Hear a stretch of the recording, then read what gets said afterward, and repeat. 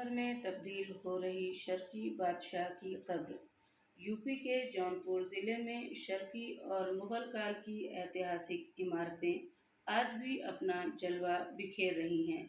वहीं इनमें से कुछ इमारतें सुरक्षित और आबाद हैं, जबकि अधिकांश इमारतें जर्जर हो चुकी हैं।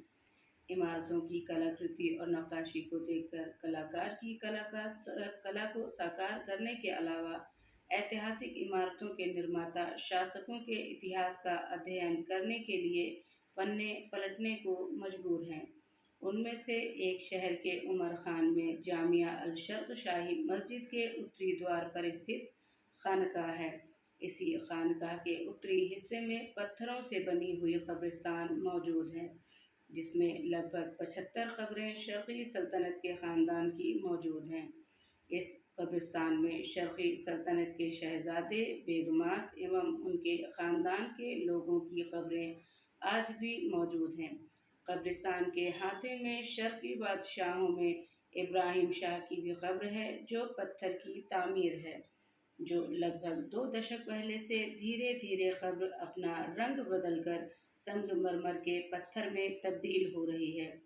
मौजूदा वक्त में कब्र का तकरीबन आधे से ज़्यादा हिस्सा संगमरमर में तब्दील हो चुका है। स्थानीय लोगों से जब इसकी वजह जानने की कोशिश की गई तो इसका कोई सही व संतुष्ट जवाब नहीं मिल सका। लोगों ने बताया कि जब इस कब्र का पूरा हिस्सा संगमरमर में तब्दील हो जाएगा तो क़यामत आ जाएगी, मगर इतिहासकारों का मानना है कि ये एक केमिकल रिएक्शन की वजह से कब्रें संगमरमर में तब्दील हो रही हैं। फ़िलहाल शर्की सल्तनत के बादशाहों की कब्रों का बुरा हाल है।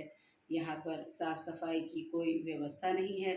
चारों तरफ जंगली घास जमी हुई है, जबकि देश विदेश के पर्यटक, इतिहासकार और शोधकर्ता इस भव्य और आकर्षक खानकाह और कब्रिस्तान को देखने आते हैं। ये खानकाह इतिहास की एक संपत्ति है और यहाँ चारों तरफ जंगली घासें उगी हुई हैं, जो एक बदनुमा दाग हैं, जिसे वर्तमान और भविष्य के इतिहासकार कभी नहीं भूल सकते। इतिहासकार और कवि डॉक्टर अख्तर सईद मसीहा जौनपुरी ने बताया कि जौनपुर शाहान शर्किया की राजधानी थी। इसी कब्र में शाहान शर्किया और उनके रिश्तेदारों को दफनाया गया था।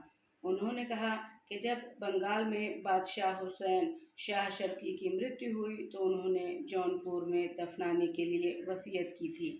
उन्होंने कहा कि जहाँ तक कब्रों को संगमरमर में बदलने की बात है, ये एक रासायनिक परिवर्तन के कारण था।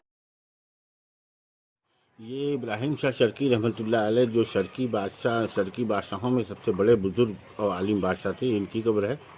बगल में हुसैन शाह शर्की रहमतुल्लाह अलैह की कब्र है। ये हम अपने बाप दादाओं से सुनते चले आए कि बहुत पहले ये थोड़ा सा बिल्कुल सफ़ेद थी, दिन ब दिन जैसे बीतता जा रहा है ये सफ़ेद होती चली जा रही है। इसमें हाथों में बहुत गंदगी है, साफ़ सफाई नहीं है, क्या वजह? नहीं, साफ़ सफाई तो होती थी, लेकिन चूंकि इस बार कोरोना काल से बहुत सारे काम रुक गए, उसी वजह से ये भी सफाई भी रुक गई है। इंशाल्लाह आगे इसकी साफ सफाई। कितनी कब्रें होंगी तकरीबन इसमें? इसमें कोई काउंट नहीं कर पाता। 71, 72 या 73 जौनपुर जो था ये शाहान शर्किया का दारुस सल्तनत था। तो शाहान शर्किया के जो अफराद इंतकाल कर जाते थे उनके लिए वो कब्रिस्तान बनाई गई थी और उसकी देख रेख, उसकी तमाम चीज़ें वहाँ बनी हुई थी। और उसमें शहज़ादे से लेके जो ख़वातीन जो उमरा की रहती थी उन तक की खबरें हैं। सुल्तान वो मलिक सरवर की है, और वो इब्राहिम शाह शर्की की है, मुबारक शाह की है, हुसैन शाह शर्की की है, महमूद शाह शर्की की है, वो राजे बीबी की है।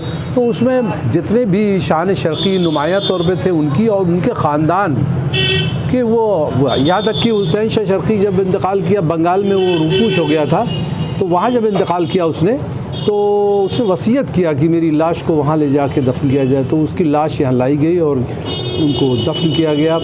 तो ये सिलसिला चलता रहा। और एक वहाँ एक कब्र है, इब्राहिम शाह शर्की की कब्र है। वो पत्थर, ये जो सख्त पत्थर मिर्ज़ापुर के, इसी पत्थर से कब्रें बनी है, लेकिन वो पत्थर कुछ उसमें चेंजिंग आ रही है, उसका जो है संगमरमर के अंदर वो तब्दील हो रहा है। अब ये आमतौर से होता नहीं है, इसलिए कि उससे भी बड़े बड़े बुज़ुर्ग दुनिया में गुज़रे हैं, उनकी कब्रों में तब्दीली नहीं आई है। ये खालिस जो है ये चीज़ लगती है कि केमिकल चेंजेस और कुछ कीमियाई तगय्युर जो है वो होता है। पत्थर जिस तरह से काले हो जाते हैं, सफ़ेद हो जाते हैं, लाल हो जाते हैं, संगमरमर के हो जाते हैं, वो कुदरती तौर पे जो होते हैं वो उसी तरह का सिलसिला लग रहा है।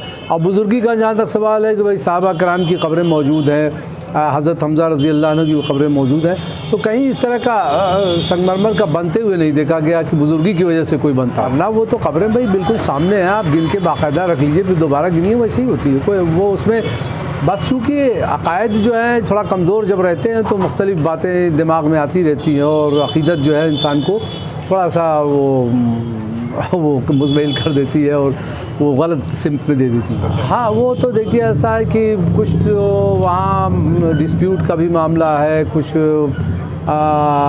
इसी वजह से वो देख रेख उसकी ठीक से नहीं होती, और जबकि वो बादशाहों की कब्रें हैं और हुकूमत भी नहीं करती, और जो वहाँ इंतज़ामिया है वो आपसी में उन लोगों का कुछ मामला रस्साकशी की वजह से वो जितना हक़ है उसको सफाई का उतना नहीं हो पा रहा।